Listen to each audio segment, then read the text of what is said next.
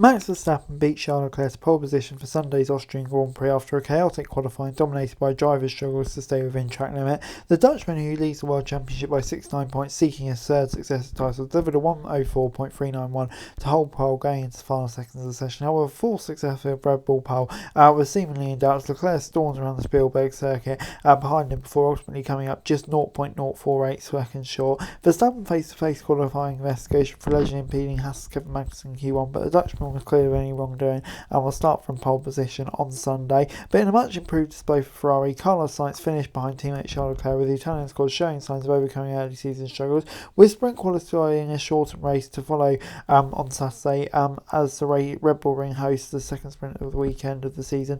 Verstappen hopes of extending the World Championship lead were boosted by his nearest challenger and teammate Sergio Perez making a shock Q2 exit. Perez was the highest profile victim as drivers struggled to remain within the confines of the circuit as the final two corners, with Mexican holding 3 lap times at least in Q2, despite appearing to have the pace to compete for a front row place tomorrow. Lando Norris produced a brilliant display to take a fourth and upgraded power, and finishing ahead of Lewis Hamilton appeared to maximise his Mercedes tournament performance as teammate George Russell made a surprise Q2 exit. Lance Stroll outqualified Fernando Alonso for just the second time this season as Aston Martin finished 6th and 7th respectively. Nico Hülkenberg made it through to Q3 for the third successive race. He took 8th for Haas, while Alpine, Pierre Gasly and Williams Alex Albon rounded out the top 10. But with the sprint format limiting drivers to one 60-minute practice session earlier on Friday, it's expected that track limits would be a crucial factor, particularly in the first qualifying session of the weekend.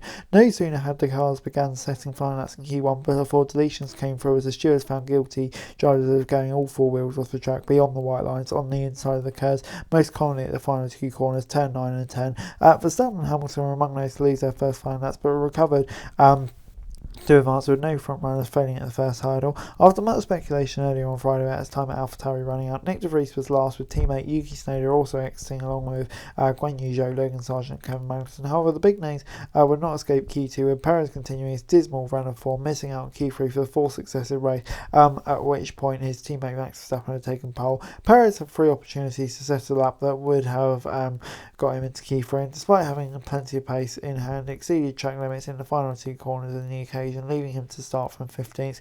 The Mexican, whose title challenge has spectacularly fallen away after winning 2 of the first 4 races this season, now looks set to miss out on a podium for a 4th successive Sunday.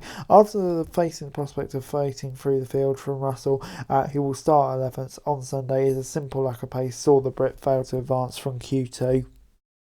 Perez's struggles continue to be emphasised by the remarkable consistency of teammate Verstappen, who appears unbeatable at present. 25-year-old expressed his frustration after being pinged early in Q2 for his second track limits infringement, but made the required adjustment to ease through. A 26th pole, blockaded a foregone conclusion, which he comfortably topped at the time sheet after the first runs in Q3, but Leclerc's late surge created some unexpected drama. It was ultimately crucial that Verstappen made a slight improvement with his second flying effort, with Leclerc producing a trademark qualifying lap full of commitment to come within half a tenth of what would have been a shock pole. It's very difficult because of the track limits. Verstappen said, "We didn't do it on purpose, but with these speeds and the high-speed corners, it's so hard to charge the white line." We could see that a lot of people were out. It was about surviving Q3, and you just want to set that bank lap. It takes the joy out of it a little bit, but it's still a good lap. I'm very happy to be on pole. The biggest obstacle to Verstappen extending the Red Bull streak of 8 wins start around his 4 run of victories appears to be the weather, with forecast for rain on Saturday and Sunday, with Leclerc buoyed by his brilliant lap. The Monegasque admitted that Ferrari's main goal at the moment is to improve their race pace, which left them trailing Mercedes and Aston Martin along with Red Bull more often than not this season. After a poor qualifying 2 weeks ago, Canada, both Ferrari showed strong race pace to recover for a strong points haul, and a direct comparison with Verstappen on Sunday should clarify how much progress has actually been made. Consistency is where we need to focus, so we have to start well on Sunday and see if we got the same pace as Montreal. Leclerc said Red Bull is now quicker on race pace, so it'll be difficult, but if we can put them in difficulty, we will be doing all we can.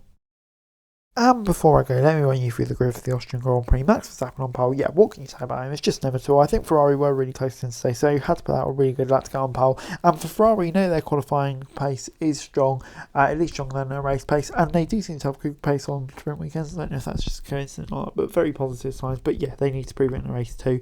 Norris in 4th. The McLaren upgrade package looks to be really strong, but McLaren always have been strong around this circuit, so it'll be interesting to see if it's more to the upgrade circuit or track dependent. Hamilton 5th. Seemed like he maximised everything in Mercedes. Just a bit disappointed, maybe didn't have pace today. Stroll in 6th, out qualifying Alonso, credit to him, but yeah, like them, Aston Martin didn't really have the pace today. And then you've got Hülkenberg in 8th, really good job from him. In qualifying, he just seems to be maximising that Haas car. with Magnussen struggling down in 19th, he'll be really disappointed with that. But Hulkenberg in qualifying, at least maximising that car, maybe not so much in the race. But yeah, Gasly in 9th to out-qualify Ocon, I think is a big positive for him after struggling the last few rounds. Albon 10th, putting us in a great position again to really fight for points.